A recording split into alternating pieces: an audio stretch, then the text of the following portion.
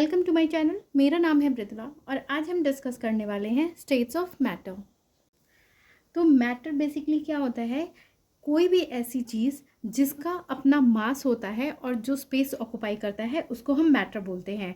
जैसे मैंने ये नोटबुक ली है तो इसके पास क्या है, अपना एक वेट है यानी मास है, और साथ ही ये एक स्पेस, रेक्टेंगुलर स्पेस जो है वो ऑक्यूपाई कर रहा है, तो हम इसको बेसिकली क्या बोल सकते हैं, मैटर। इसी तरह कोई भी चीज़ हो जिसके पास मास है या स्पेस है, जैसे बैट हो गया, बॉल हो गया, सोफ़ा हो गया, क्लॉक हो गया, कोई भी चीज़, उसको हम मैटर बोलते हैं। तो मैटर जो है बेसिकली आपको 3 फॉर्म्स में एग्जिस्ट करता है। पहला है सॉलिड, दूसरा है लिक्विड और तीसरा है गैसेस। जो सॉलिड होते हैं उनका डेफिनेट शेप और वॉल्यूम होता है।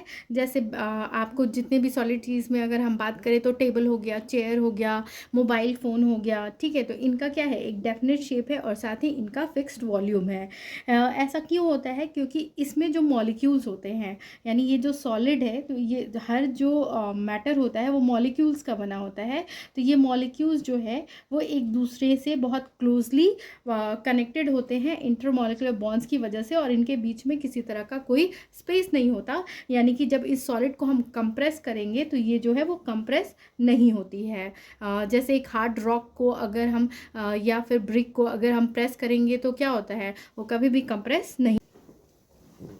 तो नेक्स्ट है लिक्विड। लिक्विड में का जो है वो डेफिनेट वॉल्यूम तो होता है लेकिन इसका डेफिनेट शेप नहीं होता। ऐसा इसलिए होता है क्योंकि इसमें जो मॉलिक्यूल्स हैं वो सॉलिड के कंपैरेटिवली ज़्यादा फार होते हैं, और इनके बीच का जो इंटरमॉलिक्यूलर बॉन्ड होता है वो वीक होता है एज़ कम्पेयर टू सॉलिड, ठीक है। तो इसीलिए इसकी वजह से ये जो है वो आपके जिस भी कंटेनर में डालते हैं उसका वो शेप एक्वायर कर लेते हैं। और लिक्विड के फॉर्म में अगर एग्जाम्पल की बात करें तो ऑयल हो गया, वाटर हो गया, ये जो है वो ईज़िली फ्लो कर सकता है और कंप्रेसिबल नहीं होता एज जितना कि गैस होता है, लेकिन सॉलिड के कंपैरेटिव ये कंप्रेसिबल होता है।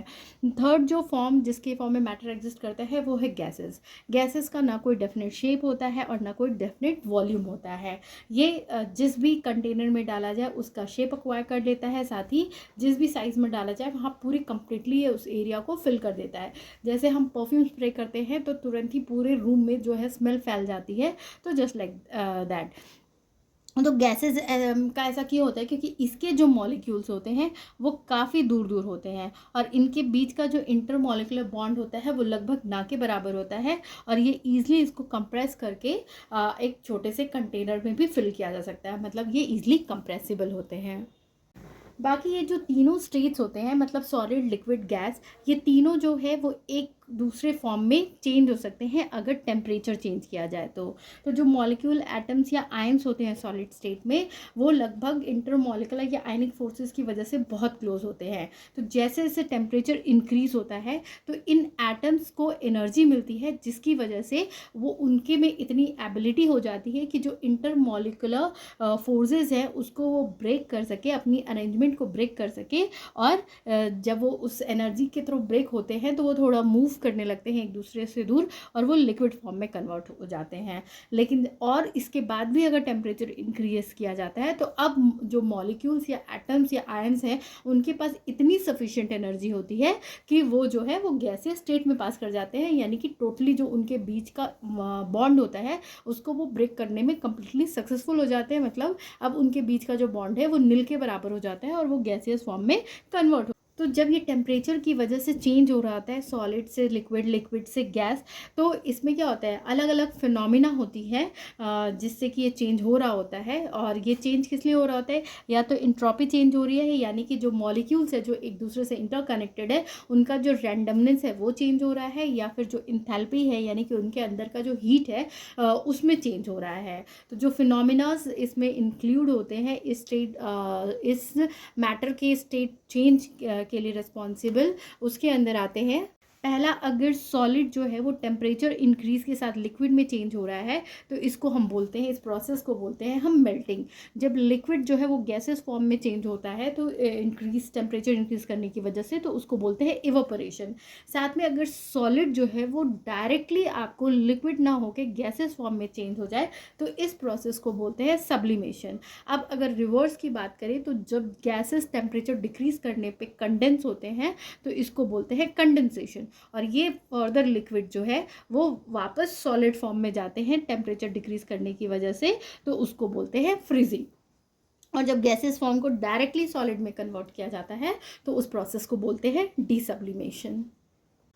लैटेंट हीट, लैटेंट हीट क्या होता है? तो जब मैटर एक स्टेट से दूसरे स्टेट में यूजुअली चेंज हो रहा होता है तो जो टेम्परेचर है वो यूजुअली कांस्टेंट होता है, मतलब टेम्परेचर नहीं बढ़ रहा होता है, उसी फेज में वो करते हैं। उस समय क्या हुआ होता है कि हीट एब्जॉर्ब हुआ रहता है, तो उस हीट की वजह से ये चेंज हो रहा होता है।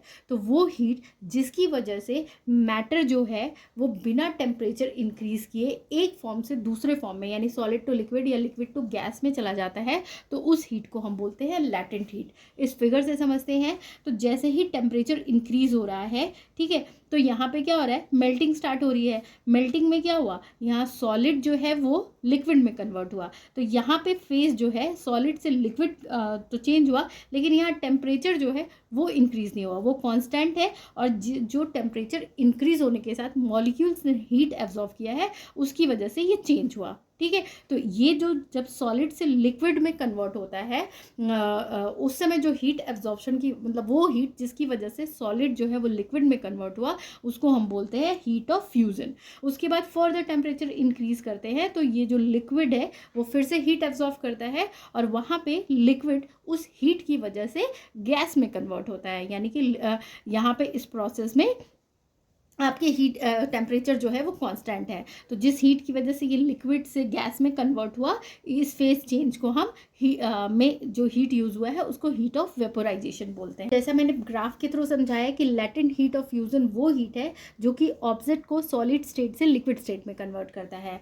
लैटेंट हीट ऑफ वेपोराइजेशन वो थर्मल एनर्जी है जिसकी वजह से लिक्विड जो है वो गैस में वेपोराइज होता है, या फिर जिसकी वजह से जो गैस है वो लिक्विड में कन्वर्ट होता है रिलीज़ करके, उस अमाउंट को रिलीज़ करके। और एक होता है latent heat of sublimation. Sublimation में क्या होता है कि सीधे सॉलिड से गैस में कन्वर्जन हो रहा होता है, तो ये वो हीट होता है जिससे कि सॉलिड जो है वो डायरेक्टली गैस में वेपोराइज हो जाता है, ठीक है। तो ये आपके different types of latent heat है। अगर लैटेंट हीट कैलकुलेट करना है तो उसके लिए जो फॉर्मूला होता है वो होता है Q = ml, यानी कि L = Q/m। यहाँ पे L जो है वो लैटेंट हीट है, Q जो है वो अमाउंट ऑफ हीट रिलीज या एब्जॉर्ब हुआ है, और M जो है वो मास ऑफ सब्सटेंस है। तो यहाँ पे यूनिट अगर देखेंगे तो हम जो एनर्जी है या हीट है उसको जूल में मेजर करते हैं, तो जूल हो गया, और मास जो है वो kg हो गया। तो ये था अबाउट आपका डिफरेंट स्टेट्स ऑफ मैटर, जिसमें कि मैटर एक स्टेट से दूसरे स्टेट में कैसे चेंज होता है, साथ ही लैटेंट हीट क्या होता है। तो अगर आपको मेरा ये वीडियो पसंद आए तो प्लीज़ इसे लाइक शेयर और कमेंट करें। Thank you for watching.